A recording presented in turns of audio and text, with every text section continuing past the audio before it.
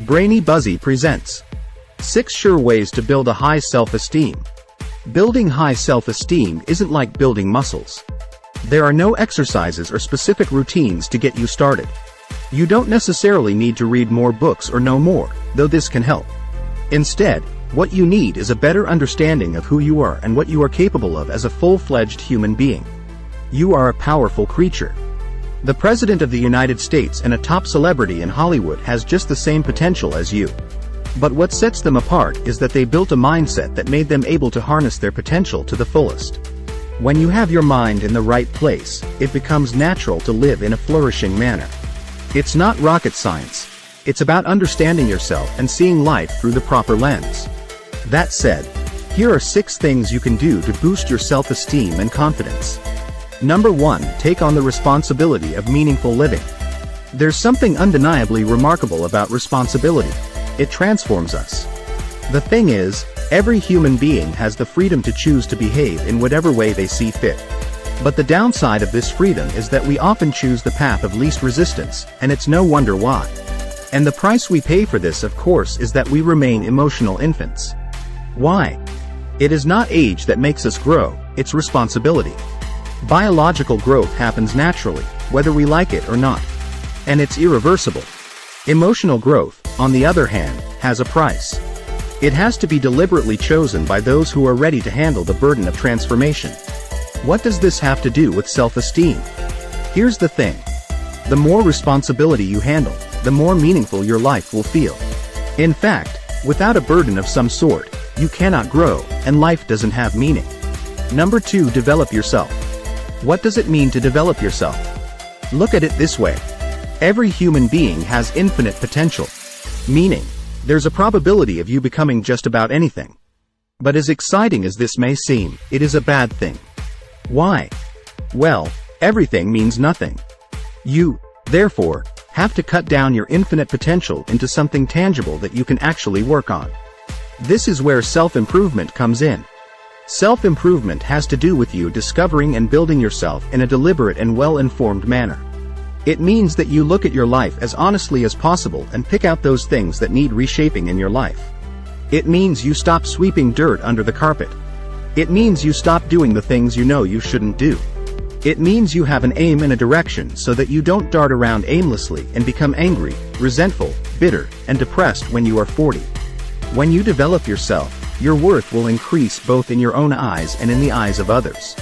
The process of transformation alone is enough to alter your perception of yourself and boost your self-esteem. Number 3. Master a skill. It is impossible to master any skill and not experience a significant boost in your self-evaluation. Why? A skill is an undeniable evidence that you are a valuable person. When you have one, it means people can depend on you for something. Look at it this way. Learning a skill goes beyond the skill itself. Before you can master anything like painting, writing, the piano, guitar, selling, public speaking, etc., you have to go through a process. There, you'll learn to fail and rise. You'll take criticism, you'll learn patience, and you'll have a more realistic evaluation of your abilities. You'll learn to go through drudgery and sometimes boredom. This process will transform and toughen your mind.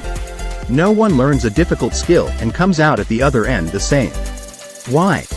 You are not just mastering the skill, you are mastering yourself. Number 4. Find the right company. The wrong circle of friends will ruin your self-esteem. Here's the hard truth. We all like to think that our evaluation of ourselves can be totally independent of how others see us, but this is an illusion.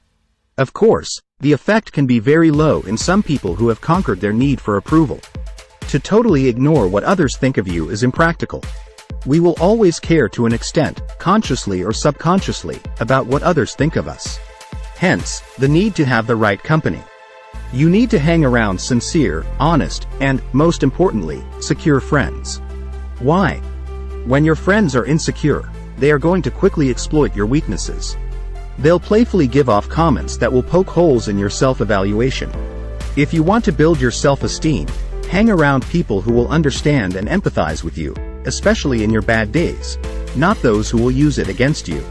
Number 5. Stop pursuing positive emotions. Pursuing positive emotions will only create a loop of negative emotions. Sometimes, when we think we are depressed or miserable, we are merely just exaggerating a negative emotion that everyone goes through once in a while. The thing is, you've gotten too used to the idea that if you don't feel good about yourself, there's something wrong with you. The average person wants to be excited all the time, or at least, not be depressed. But this is simply unrealistic. Life is hard and full of suffering. It's okay to feel down when you hit a wall with your goals and aspiration. It doesn't mean your life is bad, it only means you're going through a down moment that will pass eventually. When you feel bad, don't try to suppress. Instead, try and understand why you feel the way you do. Maybe something terrible just happened. Maybe you're undergoing a transition into adulthood. Or getting used to living alone in college. Understand yourself and see your situation for what it is. Trying to fight every negative emotion off as something bad will only reinforce it and lead to something worse. Number 6. Embrace human nature. Human nature is flawed. And one of the traits of people who have low self-esteem and low self-confidence is perfectionism. When you see your flaws as a sign of weakness, you'll feel like a failure whenever you make even the thinnest inconsequential mistakes. But what people with low self-esteem often forget is that human nature itself is fundamentally flawed. In fact, the only thing we all certainly have in common is our imperfectness. High self-esteem doesn't come from never making any mistakes. It comes from embracing yourself in your totality, warts and all. You must understand that you are not your mistakes. Having a weakness doesn't make you a weak person, it makes you human. Learn to laugh at yourself when you make mistakes. See your flaws and weakness as a chance for growth. See them as undiscovered territories which you will carefully explore to grow and become a better version of yourself. Final words. Building high self-esteem depends largely on changing how you see yourself and others. In a general sense, people with low self-esteem think there's something about others that makes them so different.